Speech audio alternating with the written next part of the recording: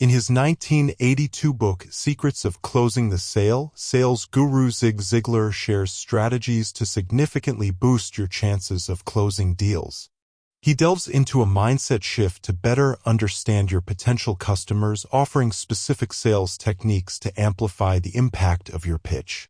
Ziglar takes a comprehensive approach covering the salesperson, the customer, and the sales process, providing you with the tools to make informed decisions and successfully seal the deal.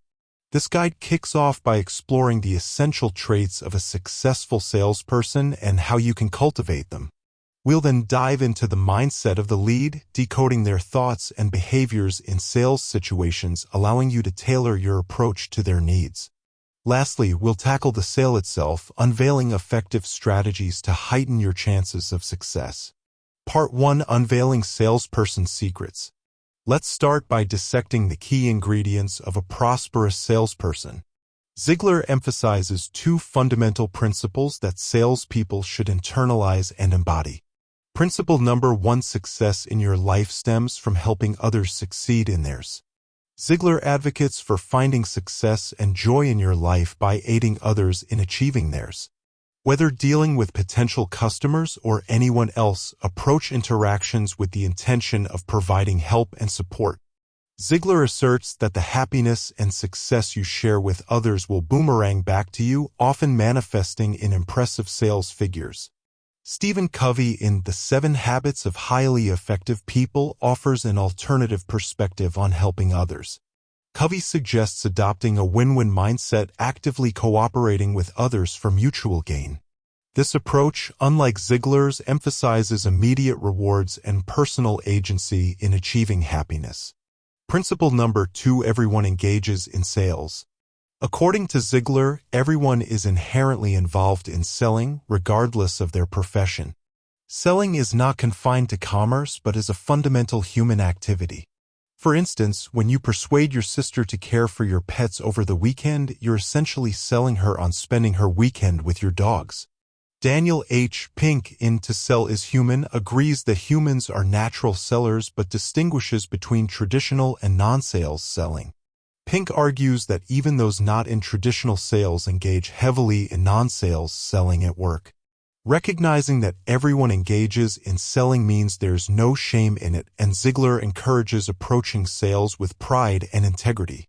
If you struggle with accepting your role as a salesperson, consider job crafting, adjusting your duties to align more with your values and interests. This modern concept wasn't prevalent when Ziglar wrote the book in the early 1980s. Quality number 1: Firm belief in the product, yourself, and the customer. Begin by having unwavering confidence that your product will enhance the customer's life, as emphasized by Ziglar. This robust belief will be conveyed to your lead during your pitch. While confidence in your product is essential, be open to adjustments based on customer feedback and demand. Tony Robbins suggests aligning your product with customer needs, even if it involves modifications. Holding on to unwavering confidence that resists change may result in lost sales. Second, nurture a strong sense of your value as a salesperson, per Ziglar's recommendation. Be certain that you bring something valuable to customers, approaching each pitch with confidence and resilience in the face of challenges. Boost your confidence by creating an alter ego in challenging sales situations, a more confident and successful version of yourself to channel when natural confidence is lacking. Third, believe that the lead has the means to afford the product or service, states Ziglar. Your confidence in their financial capability influences the lead, instilling in them the belief that they can indeed afford the product. Ziglar contends that your assurance in the lead's ability to pay is contagious. Studies support this, showing that confidence can be transferred through behavior. Quality number 2: Credibility in the eyes of the customer. The paramount quality for any salesperson is credibility, according to Ziglar. Customers must trust that you genuinely have their best interests at heart and are not attempting to take advantage of them. Establish credibility by wholeheartedly embracing the principles outlined above and developing the qualities we are discussing. Credibility is equally crucial in organizational leadership, as argued by James Kouzes and Barry Posner in The Leadership Challenge. Successful companies require leaders who are honest, competent, and inspiring to build trust with the public. Quality number 3, professional appearance. Present yourself effectively, insists Ziegler.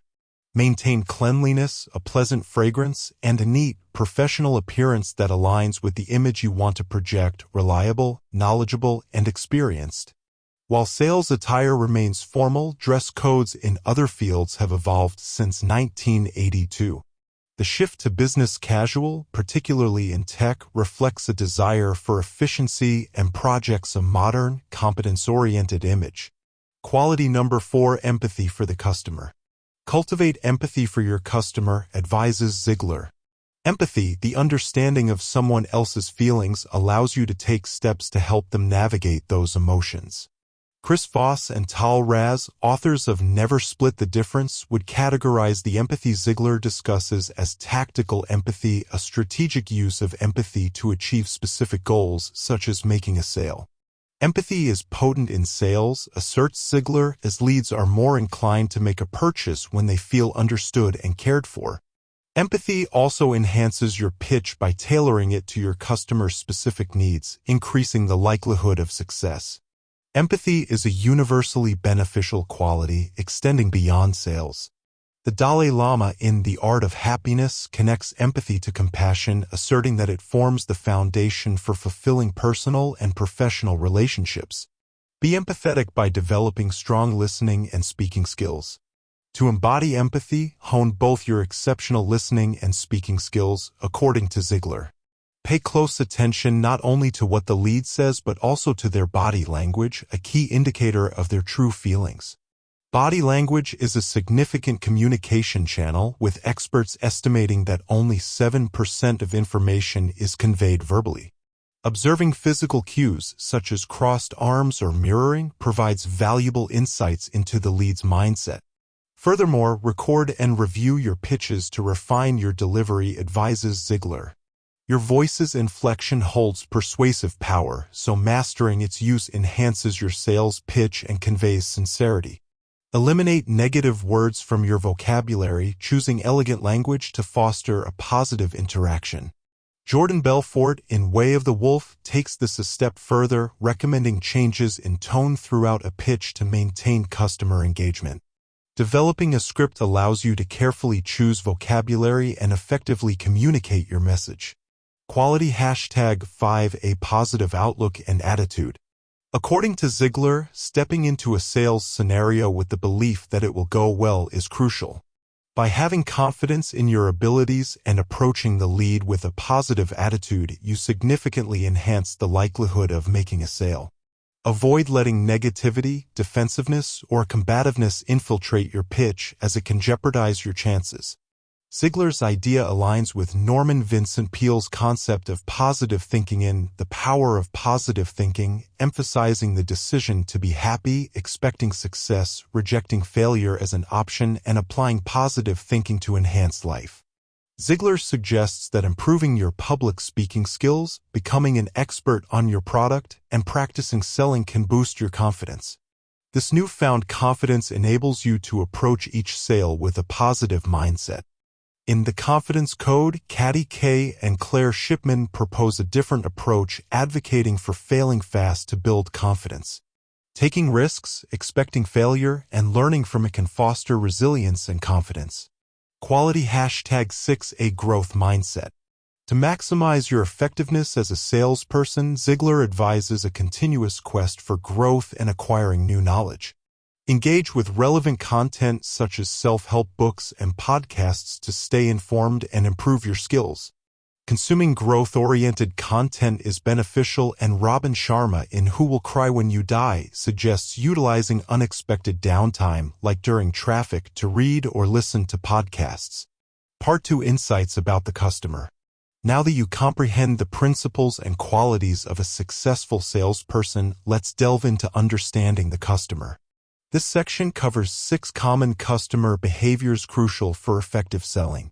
Additionally, we'll address 5 common customer objections and how Ziegler recommends handling them. Here are the 6 common customer behaviors. Behavior #1, customers express false reasons for not buying. Customers often unknowingly provide inaccurate reasons for not wanting to purchase a product, claims Ziegler. As a salesperson, keenly listen to uncover their true objection, enabling you to address it effectively. Handling objections will be discussed in the following section. People frequently offer false reasons for not making a purchase. Experts agree that individuals may not be as self-aware as they believe.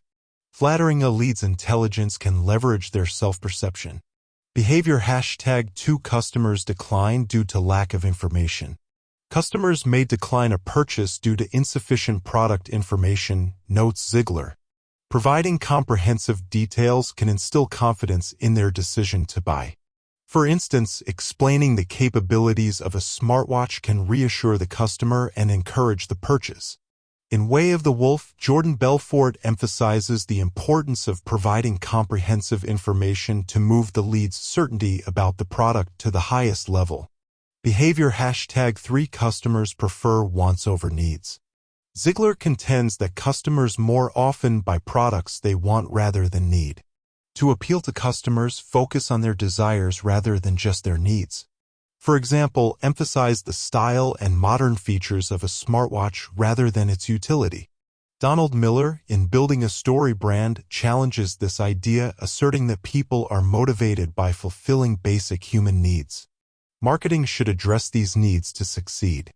Behavior #4 Customers buy the promise of pleasure, not the product. Customers purchase the promised experience of pleasure, not just the product itself, according to Ziegler. When selling, highlight the joy the product will bring.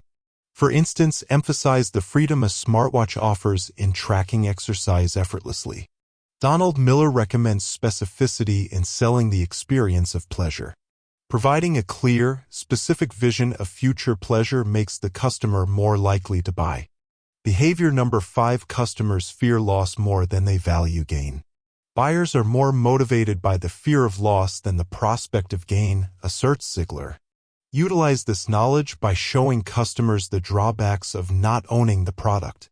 Emphasize how their lives can be enhanced with the product, as illustrated by the convenience of tracking exercise with a smartwatch. Behavioral psychologists Daniel Kahneman and Amos Tversky quantified our aversion to loss, finding that we dislike losing 2.5 times more than we enjoy gaining.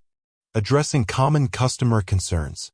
Having explored customer behaviors, let's delve into 5 common reasons why Ziegler believes customers might hesitate to make a purchase and how to overcome these concerns.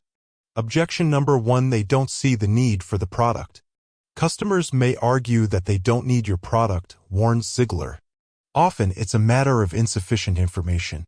To address this, ask targeted questions to understand their perspective better and provide the missing details that showcase how the product enhances their life.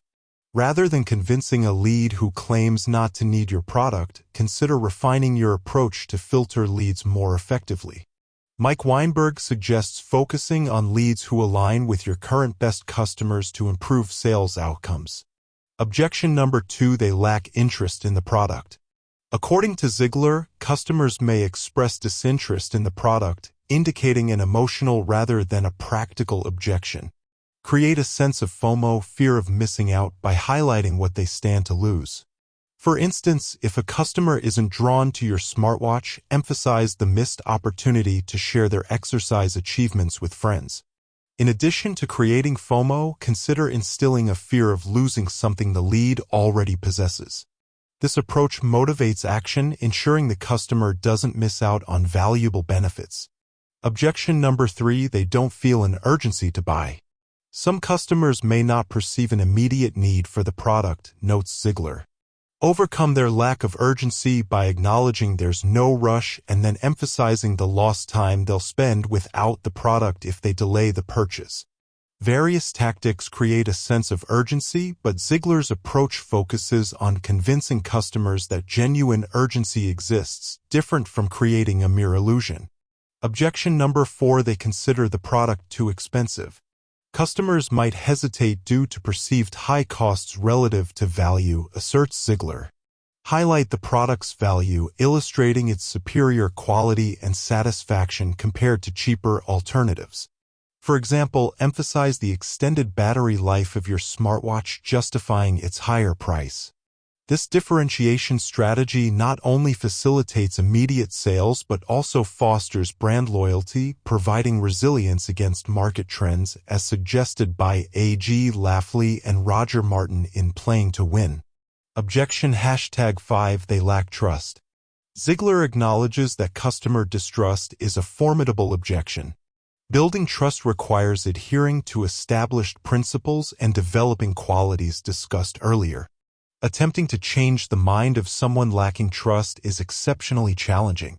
Simon Sinek, in Start With Why, emphasizes earning trust over the long term by aligning with the customer's values and beliefs, providing an alternative approach to Ziegler's trust-building process.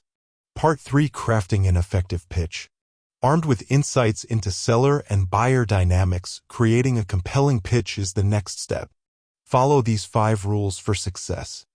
Rule number 1 Guide the customer to their decision. Ziegler underscores that the most effective way to make a sale is to help the customer conclude they need the product. Pose targeted questions to guide them to this realization. For example, ask, "Wouldn't knowing your daily exercise amount help you get in shape?" Dale Carnegie suggests a more empathetic approach in How to Win Friends and Influence People, encouraging customers to convince themselves by seeking their opinions to improve the product. Rule number 2 Sustain sales efforts long-term. Continue selling the product even after the initial purchase by offering additional services and gauging customer satisfaction. This sustains the seller-buyer relationship, paving the way for future sales. Adapting to changing customer needs, as proposed by Ken Blanchard and Sheldon Bowles in Raving Fans, ensures ongoing relevance and customer satisfaction. Rule number 3 Appeal to logic and emotion. Ziegler recommends addressing both logical and emotional aspects in your pitch. Present a coherent, logical argument for the product while appealing to emotional desires. This ensures the customer understands the rational basis for the purchase and believes it will enhance their life. Brian Tracy's The Psychology of Selling introduces the show, tell, ask format, balancing logical features with emotional narratives and customer engagement. To effectively address logic and emotion, offer a vivid demonstration. Illustrate your product's value through a vivid demonstration, suggests Ziegler. Break down costs or use props to exemplify benefits. Alternatively, use descriptive language to evoke the customer's future happiness. Preparation, including a script or talking points, is essential for effective demonstrations. Daniel H. Pink in To Sell is Human emphasizes the clarity provided by demonstrative techniques, aiding customers in making informed choices. Rule number 4 Tackling customer concerns. Your customer is likely to express objections, notes Ziegler. While objections signify serious consideration, effectively addressing them is crucial for a successful sale. Grant Cardone, in Sell or Be Sold, suggests an alternative approach. Allow the customer to tackle their objections by prompting them to propose solutions. If they provide viable solutions, it strengthens their commitment to the purchase. Here are 3 techniques to handle objections. Technique number 1 Proactively identify and address objections. Anticipate objections by asking targeted questions, recommends Ziegler. Elicit objections before the customer brings them up, allowing you to address concerns promptly. For instance, inquire, "Do you have any durability concerns about this smartwatch?" Address any voiced concerns directly. Addressing objections transparently, even acknowledging product flaws when applicable, fosters trust, as suggested by Mark Manson. Embracing imperfections can make your company more relatable and transform flaws into selling points. If a customer outright rejects the purchase, inquire about the reasons behind their disinterest and promptly address those objections, Ziegler advises. While persistence is valuable, recognize that a definitive no may indicate the lead won't make a purchase. Assess the opportunity cost and consider moving on to other prospects. Technique number 2 Sequentially handle objections, balancing logic and emotion.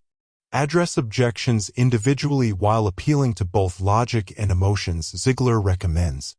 Tackling objections one by one maintains control and clarity in your pitch. Structure responses to logically and emotionally invalidate objections. For example, if a customer is concerned about using the smartwatch for swimming, assure them of its water-resistant design up to 20 meters logic and guarantee a free replacement if issues arise while swimming. Emotion. Alternative advice on addressing objections. Jordan Belfort also advocates addressing objections sequentially but suggests deflecting objections initially by reiterating your script to emphasize your product's overall value. He terms this process looping, where you return to your presentation. If objections persist, Belfort recommends specifically addressing the objection's content. The distinction lies in Belfort's approach of deflecting objections initially and returning to the script, while Ziegler emphasizes immediate, specific responses to each objection raised. Technique number 3: maintain composure amid unjust objections. When faced with objections that seem baseless or unfair, respond courteously and thoughtfully to uphold a positive attitude, Ziegler emphasizes. Agree with the customer on their objection before offering a thoughtful response. Grant Cardone, in Sell or Be Sold, underscores the importance of maintaining a positive attitude during objections. Impress the customer with your patient and kind demeanor, potentially positioning your continued support as an added value if they decide to buy. Rule number 5: personalize your pitch for the customer and situation. The ultimate rule in crafting an effective pitch is tailoring it to the lead and their circumstances, according to Ziegler. Listening attentively to the lead's needs enables you to customize your pitch, incorporating humor, seriousness, or a blend of both. Highlight specific product features based on the lead's profile, such as emphasizing the running function for a customer passionate about running. While understanding your customer is pivotal for tailoring your pitch, self-awareness is equally crucial. Apply Ziegler's advice on active listening to yourself, paying attention to your selling style. Recognize your strengths, whether you align with a caretaker or professional salesperson, and leverage them effectively.